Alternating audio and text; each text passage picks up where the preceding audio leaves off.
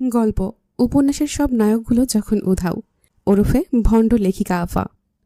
আবির ভাই, আপনি আপনার কাদম্বিনীকে ফেলে কোথায় হারিয়ে গেলেন? আমির হাওলাদারের পাতাল ঘরের সামনে ঘন জঙ্গলে মেঘ হাঁটু গেড়ে বসে আবির ভাইয়ের নিখোঁজ হওয়ার কষ্ট নিয়ে বুক ফাটা আর্তনাদে কান্না করছে। মেঘের কান্না দেখে রঙ্গনাও বাহার ভাইয়ের জন্য কান্না জুড়ে দিল।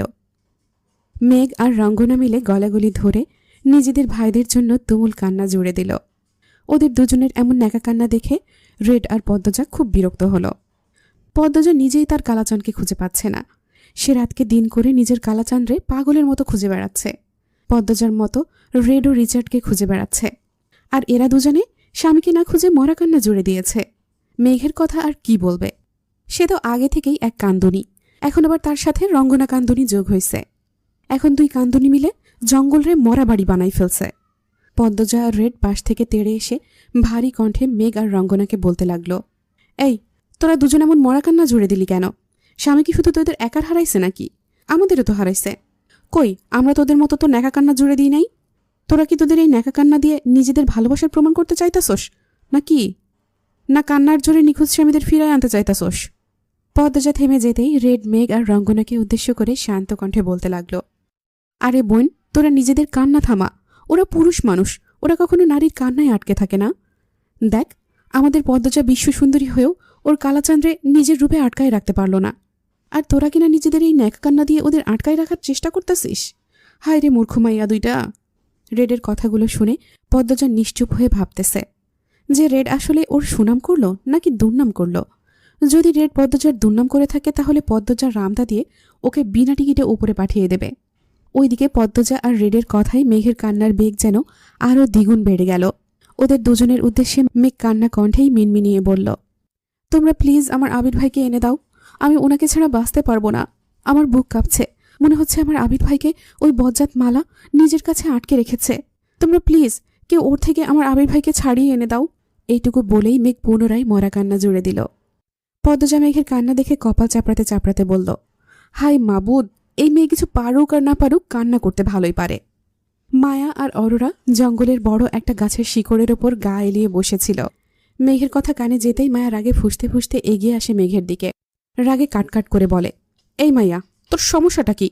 একে তো ন্যাকা কান্না করে এতক্ষণ ধরে মাথা খাচ্ছিলি, এখন আবার আমার নামে মিথ্যা অপবাদ দিচ্ছিস? আচ্ছা বোন, আমি তোর জামাইরা কখন নিজের কাছে আটকায় রাখলাম? আমি তো নিজেই নিজের জামাইরে না পাইয়া তোগুলোকে বসে আসি। মেঘ মালার কথা বলেছিল, কিন্তু মায়া চিন্তায় থাকায় দূর থেকে শুনতে পেয়েছে মেঘ হয়তো মায়ের নামে এইসব কুকথা বলেছে। তাই মায়া নিজের রাগ সামলাতে না পেরে মেঘকেও কথা শুনিয়ে দিল। তবে এখানে বেচারি মেঘের কোনো দোষ ছিল না। তবুও মায়া মেঘকে যা তা বলে দিল। মায়ের এমন আচরণে মেঘ হতবাক হয়ে গেল। মেঘ অবাক দৃষ্টিতে মায়ের দিকে চেয়ে জিজ্ঞেস করল, আরে আপু, তুমি আমাকে এইসব কেন বলতেছ?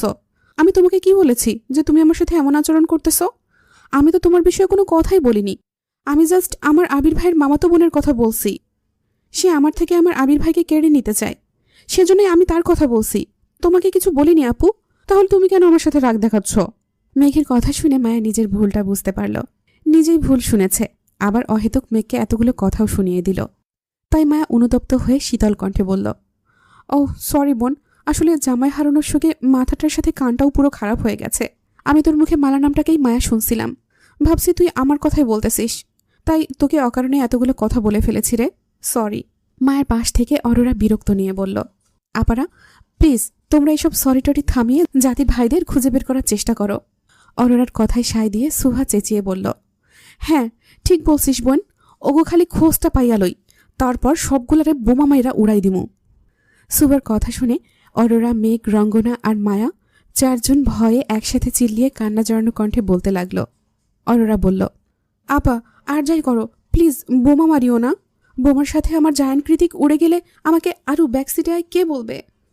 মেঘ ভ্যা ভ্যা করে কান্না করতে করতে বলল, আর আবির ভাই উড়ে গেলে আমি ছুঁয়ে দিলে নিজেকে সামলাতে পারবি তো? এই কথা আমাকে কে বলবে?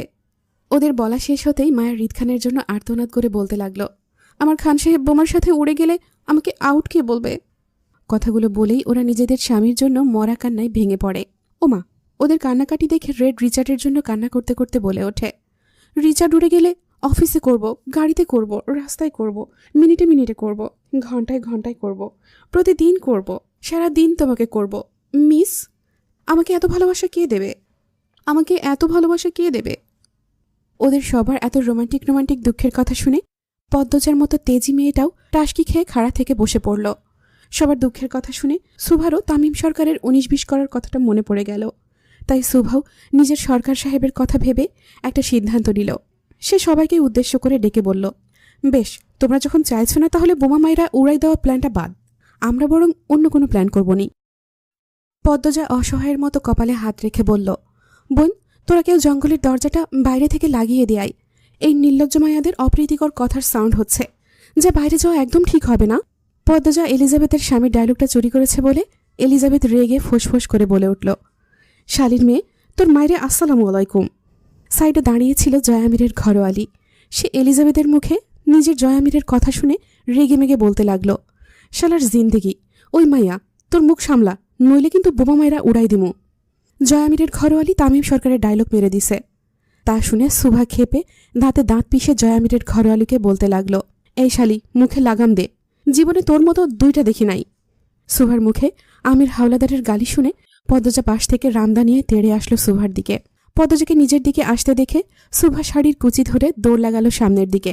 সুভাকে দৌড়ে যেতে দেখে পদ্মজাও সুভার পিছন পিছন দৌড়াতে লাগলো। চিৎকার করে বলল, সুভার বাচ্চা। সুভা শুনতে পেয়ে দৌড়ে যেতে যেতে বলল, ভাগশালী, আমি শুধু আমার সরকার সাহেবের বাচ্চা। এইদিকে ওদের দুজনের দৌড় দেখে বাকিরা বোকার মতো ওদের পিছু পিছু হাঁটতে লাগলো।